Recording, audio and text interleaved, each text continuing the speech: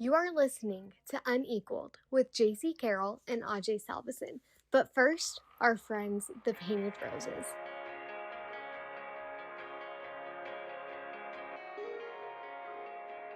Hi, this is Karen Nielsen with Guild Mortgage in Logan, Utah. Beyond great rates, we're committed to ongoing customer service even after your loan closes. We want you to experience knowledge, communication, and amazing customer service for a lasting relationship. Make Guild Mortgage your trusted partner. The defense was the catalyst for your guys' success, but you had some dogs on the offensive side, Curtin Williams and such, who made some huge plays and was just as valuable. I think Kerwin ended up in the league, didn't he? Yeah, Kerwin played for a few years. Yeah, I think with the Cardinals and such. I think he had a cup of coffee with the Seahawks as well. Tell us about that. So that sophomore year, and I think you already mentioned it a little bit, JC, so forgive me, but tell us about the confidence that ran into after having a very successful sophomore year, going into a junior year and then the senior, just the confidence kind of ran through your system, like you said, letting it all loose. Yeah, so after our sophomore year, we figured out how to win, right? We shouldn't have lost those two games. We shouldn't have lost to BYU. We should have lost to Wisconsin my sophomore year. Oh, that was going to be... Well. But we knew how to win, and we knew, it was time to turn it up, because we would, it was similar like in the high school team. We'd get up for a certain amount, and then we'd just, relax. Right. That wasn't our mentality. It's we're going to put the pedal on, and we're going to keep going, keep grinding, keep fighting. And it was just that camaraderie that I think, we had as a team. We carried to our junior year. We knew how to win. And there was games we just were outcoached or outplayed or whatever it was, and that happens for anybody any given Sunday, so they say. And then, dude, we built a culture of a winning culture, and that was the standard. We're going to win. We're going to play like we're going to win, and we just carried that junior and senior year. What you guys ended up because you guys in a bowl game every single year. Yeah, so junior year we went to the Poinsettia Bowl and played. You guys are part of the first Mountain West Championship game in 13, I believe. So Gary left after 2012, and I remember a lot of it shocked all of us because we thought Gary was a mainstay and a long stay forever. Build the statue, let's roll. We're gonna be top 25 forever, and all of a sudden he headed to Wisconsin. Can I just ask really quickly, that changed when he left and the announcement, how you guys found out? Yeah, so, Gary obviously said, I'm not going anywhere. I'm going to be here for the long haul. And we all thought, okay, Gary's going to, he's going to be basically Coach Whittingham that is at Utah and be here forever. And, he made the choice to better his family and go take the job at Wisconsin. And that was his choice. And, it was a blow to lose Gary. But like I said, Coach has said all the time, players win games. Right. And so then Coach Matt Wells comes in, and Matt, in my opinion, did a phenomenal job with the program, with the guys he had. But the culture was built. We controlled the locker room. Yeah. If there was ever an issue, Matt would come down and be like, hey, go talk to so-and-so. Yeah. And it would be at that point, my junior year would be me and Dowdy, if there was somebody on defense, for example. And it was funny because it'd be me, Jake Dowdy, Chucky Keaton, right? Our lockers, Kyler Fackrell, we're all in this corner. So it was kind of the captains, if you will, hey, what are you seeing? What are we doing? What do we need to do? What needs to be the vibe today or whatever it is. And so that was a great dynamic there. But we had that culture built when Matt took over the helm, and then he replaced great assistant coaches. And so we were able to roll. We were able to move through that transition as seamlessly as could be expected. What was your who was it? Was it Wake Forest? Did you guys beat Wake Forest that junior year? Or who was it? Who was the big money game? Oh, it was Tennessee, wasn't it? Oh, no, that was senior year too for me. Big money game was USC. Oh, that's right. You guys lost 13-9, isn't it? Yeah. God, that was such a fun game, dude. Yeah. Dude, that was a defensive slugfest. Dude, it was a defensive slugfest. But I'll tell you what, that game was so fun because they came out running pro-style offense, and it was old school power, old school, lead ISO, me the line of scrimmage. Me the line of scrimmage, and we were getting after it, dude. And I love that guy. I thought it was so much fun. You guys lost to BYU. You guys lost to Boise State. Ended up getting wins over New Mexico, Hawaii, UNLV, Colorado State, Wyoming, and then lost to Fresno State in the Mountain West Conference Championship game. That'd be pretty cool playing against Derek Carr, though, in that crew. So Fresno. People always talk about hostile environments. Fresno is a freaking awesome environment to play in. I've been there once. I love the hostile environment stuff. Loved it. But we got there, and me and Dowdy are out on the field before the game, and we're just hanging out before the Mountain West Championship game, and Derek Carr's out warming up on the thing, and me and Jake are just kind of sitting there, and he's throwing passes to his guy in 45 yards or whatever. And we're just kind of looking at this and, oh, shit, special. Well, dude, So we're sitting there, and he's got the upright. And he's talking like his cowboy or something. He's like, "Do you think I can hit in the left upright?" And he's like, "I don't know, probably." Hits left upright, hits the right upright, and me and Jake look at each other like we're in trouble. So, but it was a good game, and they ended up winning. But he was a special talent. They had him, and they had Devontae Adams too. Dude was still is a beast. Yeah. So they had a good team too. You guys didn't put in points at. Well, I remember the conversation, and I'm sure you've heard this too. Look, Utah State's not supposed to be in this game. Northern Illinois was pretty darn good, ranked 24th in the country, had a passing attack that was really good. And everyone thought this was going to be Northern Illinois to lose, and that defense showed up. That was a fun game for you. You had a great game that night as well. Yeah, we had a great game that night. It was fun being in San Diego. I think it was over Christmas or one of those. And yeah, dude, when we just showed up, defense played great, and we came out of there with a victory. Senior year, I mentioned this already earlier in the podcast, but All-American here, All-American there. You caught on, and can I just ask you, going into that year, did you know it was going to be a special year? Did anything feel different? After being away from the game for so long now, I've had time to reflect on what allowed me to be so successful my senior year. And for one, I was the 100% vocal piece at this point on the defense because Jake Dowdy moved on. And that was kind of Jake's role. Jake wasn't as vocal as me, I would say, but if something needed to be said, Jake was going to freak out and say it. And Jake's in the military now. That's just Jake. Yeah, and I love Jake. Jake's married to a cousin of mine, and so we're close that way. So, but I think, the thing that changed for me. So we talked about cutting it loose, right? Yeah. We talked about I came to the point in my career where I decided I had to cut it loose. Well, what changed for me? So Kevin was my linebacker coach, up to my junior year. Well, then he took the job at Hawaii. Then we hired Joe Lorig that came to be my linebacker coach my senior year. And when the first time I met Joe walks up and goes, "Hey, how you doing? You're Zach, heard a lot about you." And the first thing he says to me is, "I'm not a big film guy." And I'm like, "Dude, I've been brainwashed. I got to watch film." He's like, "You know what you're doing. You know what you're doing." And the whole time going through that, I thought, this is a cop-out. He's like, "This is your room, you run it." He's like, I felt like it was a cop-out. Yeah. You want me to do your job for you. Yeah. But it wasn't. Looking back, it was the best thing Joe could have done for me.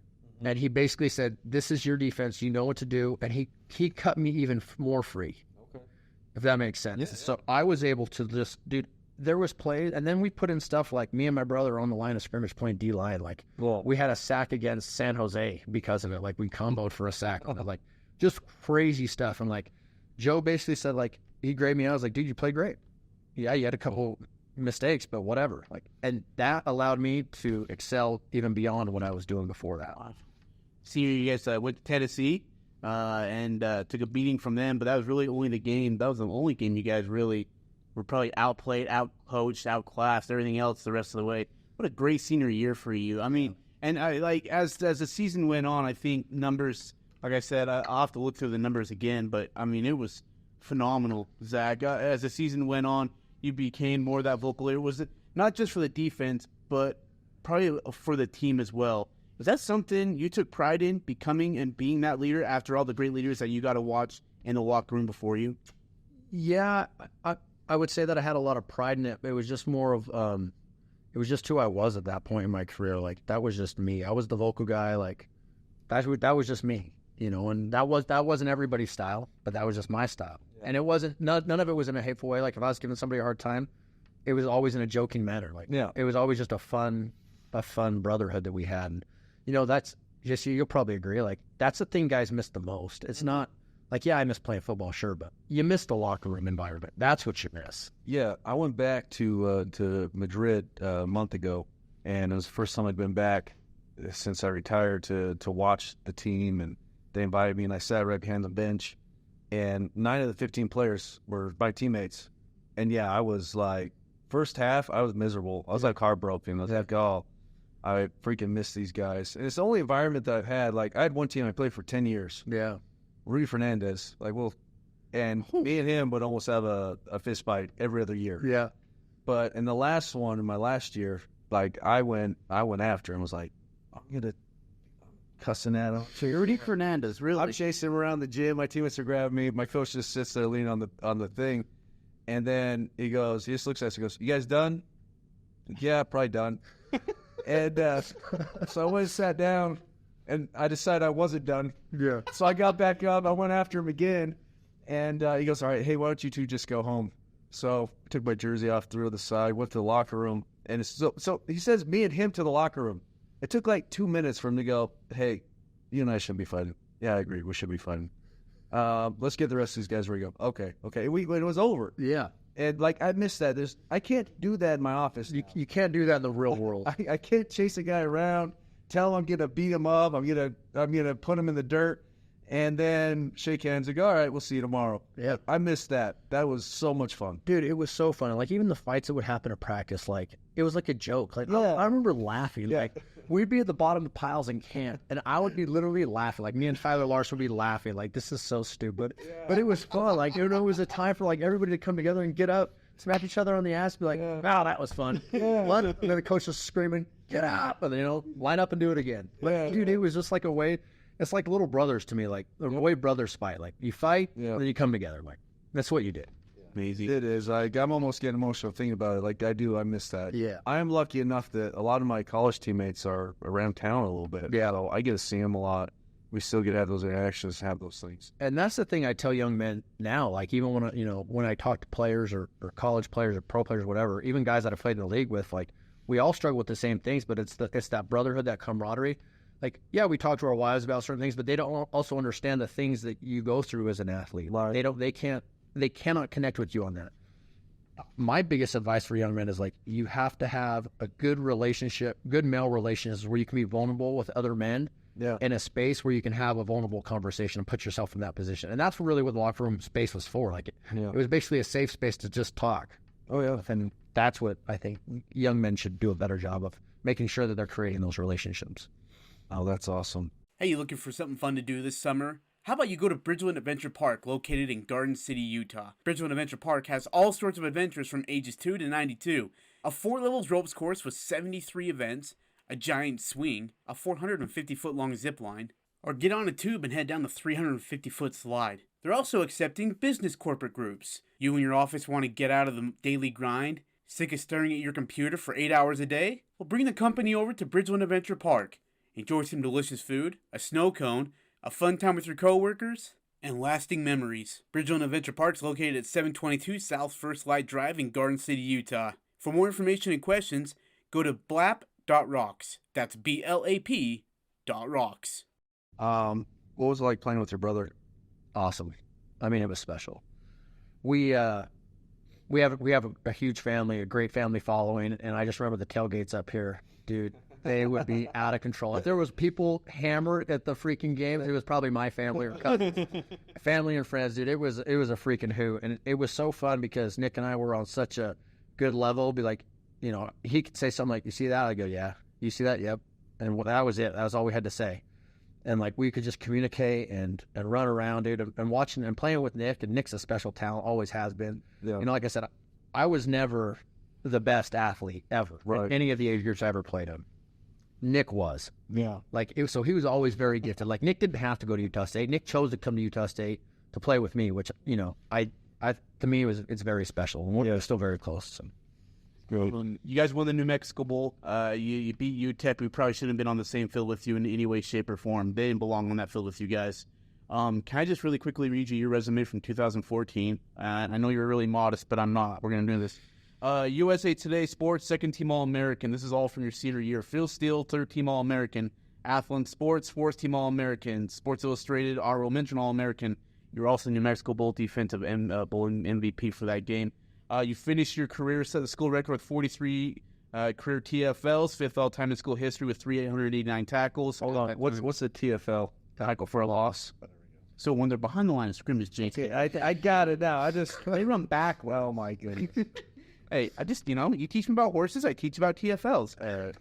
Your 156 tackles as a senior, at that time, ranked third most in the Mountain West history, fourth most in school history. Your 20 and a half tackles for a loss, TFLs, as a senior, tied for the most in Mountain West history. Were at that point. Man, when you look back on your scene, I know you're always focused on one game, 1 week at a time, having fun with your boys and learning the game and enjoying every bit of it. When you look back now, 3-time bowl champion, Mountain West Conference Championship appearance, All-American in every sort of way your senior year. Do you have a chance to just go back and be like, gosh, that hell of a season. Now it's fun. I'll be honest, I don't think about it a whole lot. I'm very fortunate to have been able to be a part of those teams.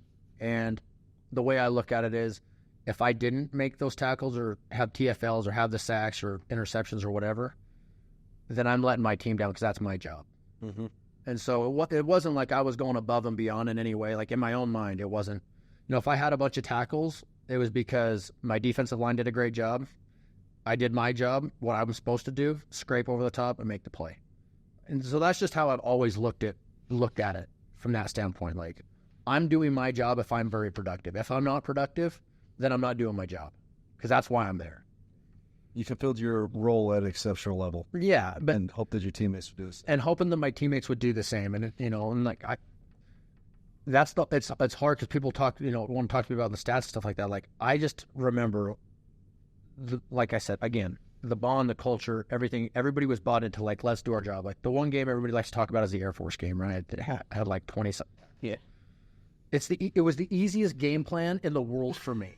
It was open window, close window, window close, scrape, window open, shoot it, make the play. Like, That's not easy to get the Air Force because they're running like the triple option. I always had my best. Like, I had some of my best games against Air Force because it was so simple to me. Like, it's very easy. Like, if it's open window, fill it. If it's not, scrape, defeat a block, make the tackle. What was it like to play in the league? It was a lot of fun. I mean, at that point, that's where you start to see the business of everything. Oh yeah. And so, like I said, I wasn't drafted. I was undrafted. I went to Miami, and like, these are all things that are, looking back, if I could do them over, what are the things I could have done different? I think those are some of the things I think about. But when you get to the league, I mean, this is the same question you get when you get to college. Can I play here? Yeah. Yeah, and so going to my rookie year, I found out I could play that. But at the same time, it was my head coach got fired game 4. Right. Philbin got fired game 4, I think it was the year. So then we had an interim. Dan Campbell took over. He was awesome. Dan Campbell is the freaking man. He's a Detroit dude. Yes. Isn't he? He's the man. And we all loved playing for Dan. And then we all hoped that he was kind of getting the job. They ended up hiring Adam Gase. So then going into my second year, I was kind of slotted to go in there and compete for a starting job. Well, I had to have back surgery. So I ended up having a disc removed, and I missed 8 weeks that year. And then missed 8 weeks that year. Played 6 games with Miami on special teams, getting better every week. I mean, you miss camp, you miss a lot of football. Mike Annenbaum calls him into his office with 2 weeks to go in the season and says, hey, we're going to release you. We need to sign a guy off waivers. We're going to put you on practice squad, or we're going to pay your full salary. We want to keep you, want to develop you still. Well, And, I was pissed. I called up my agent. I was like, if somebody wants to sign me off waivers, get me out of here. So I go to Washington, to my third year. Oh, God bless you, buddy. Yeah, I mean, these are 2 really winning organizations at this point, right? So then I go to Washington. I go into camp with them. I'm not their guy. I led the team in preseason tackles. Everybody in the league be like, who gives a shit about preseason tackles? And I agree. Like, who cares? But, like, I was productive. They cut me out of camp. Yeah. I wasn't their guy. I go to Buffalo for 8 weeks with the assistant. He was the assistant GM in Miami when I was there, and he was awesome. He was great. I was on practice squad up there for 8 weeks. The week of Halloween, I get a call on Tuesday, and it's early. Like, hey, come to the office. So I roll over to my wife. I'm like, hey, I'm getting fired today. Get the stuff packed up. We're going to be going home. She goes, what do you mean? I go, well, it's Tuesday, and if I'm on the roster at like 5:30 Eastern time or something like that, I'm on the roster that week. Well, it's Tuesday at 8 in the morning. That's your off day. So I go in there. He's like, hey, and at this point, which was really upsetting for me in Buffalo, and unfortunately, the linebackers coach and I just didn't get along. And well, I don't know why. I don't know whatever it did to him to upset him. But they never elevated me. I felt that I could play there at a high level. Never got an opportunity. They cut me.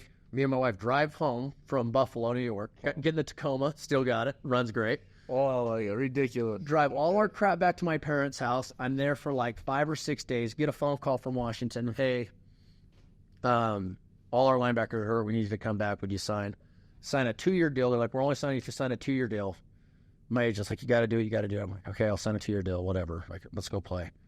First week I'm back, I play special teams. After that, I started for the Redskins, had a phenomenal stint there while I started. I was double-digit tackles multiple weeks in a row. We were terrible. We didn't win very many games. But to me, that was like the point where it's like, dude, I can for sure play in this league. It's like, I can more than capable of leading the defense. They gave me full control of the defense. I was able, just like I could do here at Utah State. I could switch the calls. I could do what I needed to do, make the plays. I was very productive.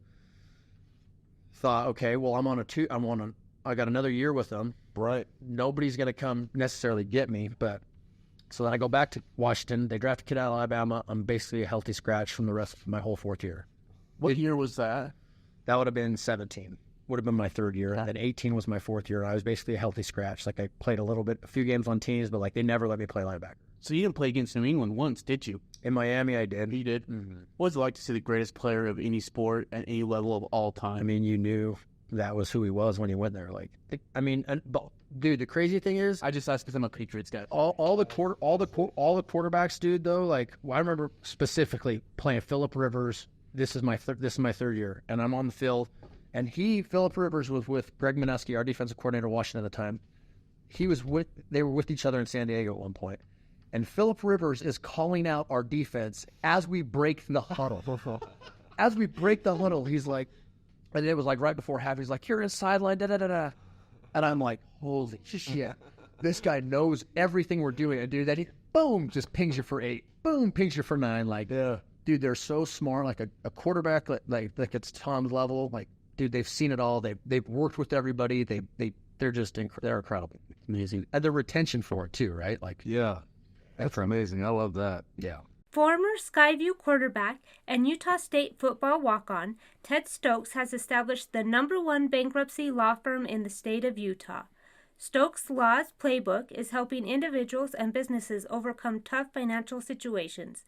If you're facing garnishment, repossession, foreclosure, or just overwhelming debt, give Stokes Law a call at 435-213-4771 or visit their website, stokesbankruptcy.com. Stokes Law is a debt relief agency and provides guidance under the United States Bankruptcy Code. What is your favorite football moment in college? What's one moment that stands out, or professionally as well? My favorite moment in college, the La Tech game, probably. That still is the most bonkers game. I about broke my TV because of you guys. Yeah, the La Tech game, probably. Do you remember this game? Did you watch it at all? I know you're probably in Spain, but I was in Spain at this time. The La Tech game, I think, is like... He wanted to slap you all.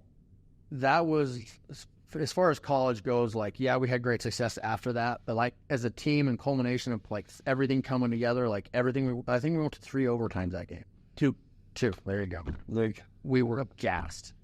And, like, that was probably my favorite moment when we came out of there with a victory. And then we had a long plane ride home. And it was funny because I remember we were leaving the hotel to go to the game, and it was an evening game.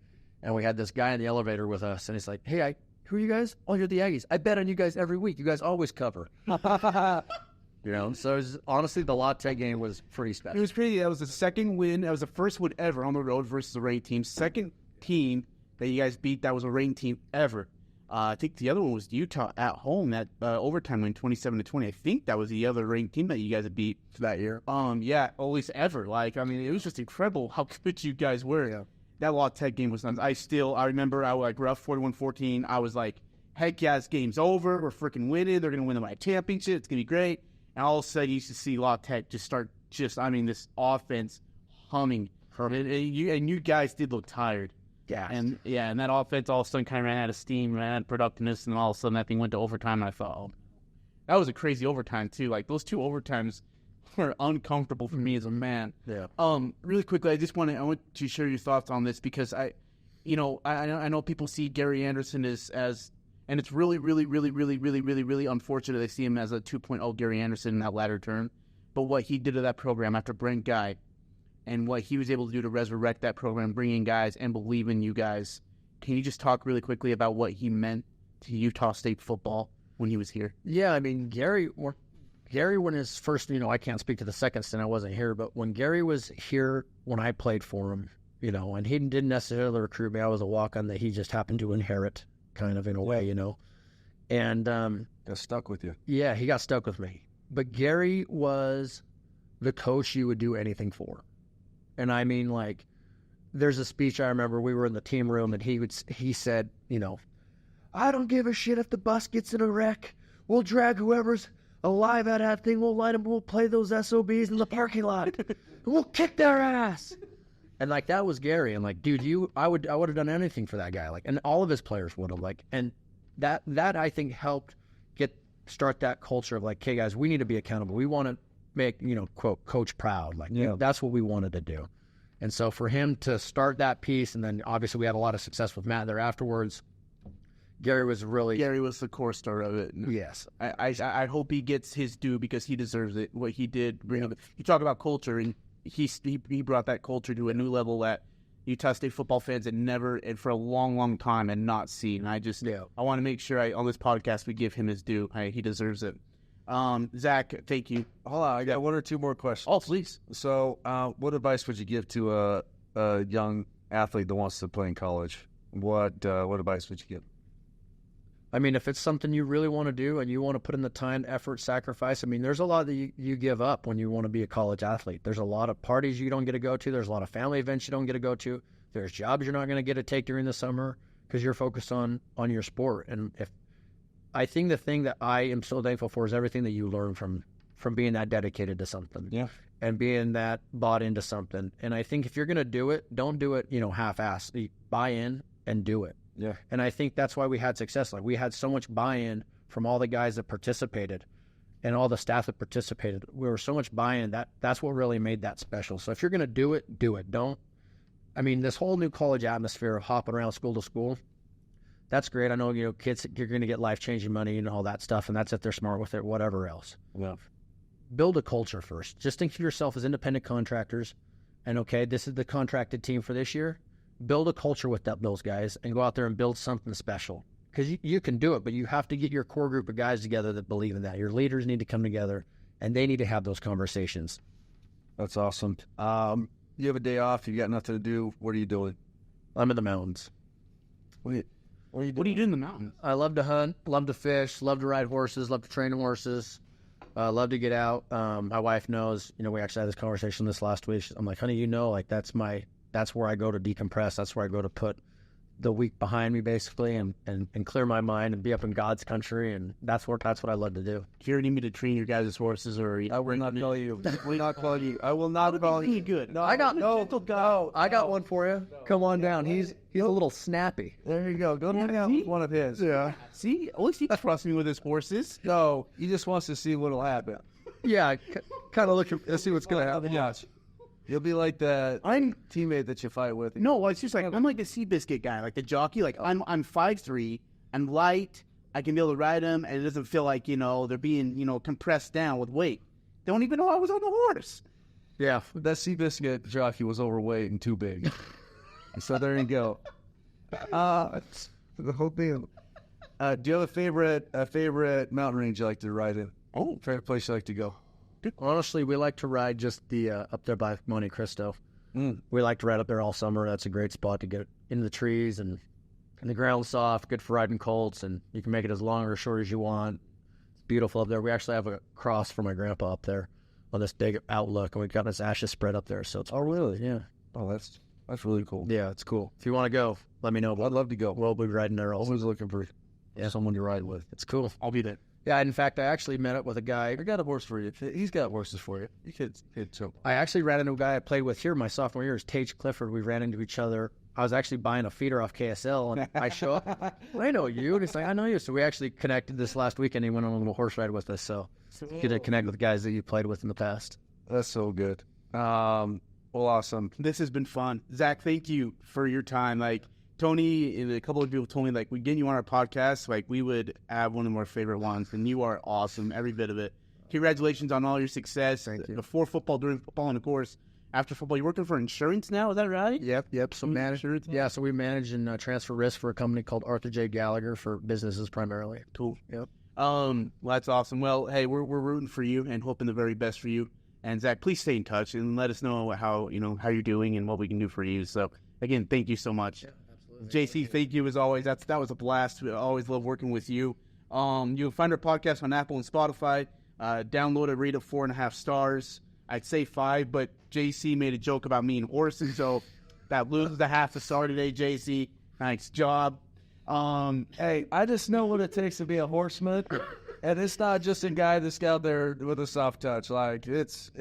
I mean, I'll that's the horse if you need me to on the pond. I do that, Give it the I got something for you. Come on, Deb. Let's go. All right, it's been on the Unequal Podcast with Zach Vigil. You're looking for the best place to grab yourself a pizza and, of course, entertainment? Look no further than Ruby's Pizzeria and Grill at 795 East, 1400 North. Ruby's Pizzeria and Grill has your salads, delicious pastas, creative pizzas, all that including watching some good games on TV with your buddies. Ruby's Pizzeria and Grill also has a Thursday through Saturday, 9 p.m. to midnight menu. That's right. 9 p.m. to midnight, Thursday through Saturday, you get the delectable items. Our producer, Adam Lercher, and myself went there, while Adam had the chicken fingers. So I had this beautifully made gourmet hot dog with a delicious pretzel bun wrapped around it. Most importantly, Ruby's Pizzeria and Grill has the best customer service. Their employees are there to take good care of you, led by their manager, Thad Willis. So stop by Ruby's Pizzeria and Grill and let them know that the Unequal Podcast sent you there. 795 East, 1400 North in Logan.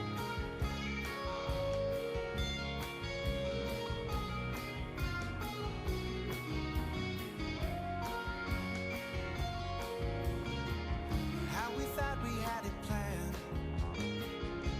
We thought we had the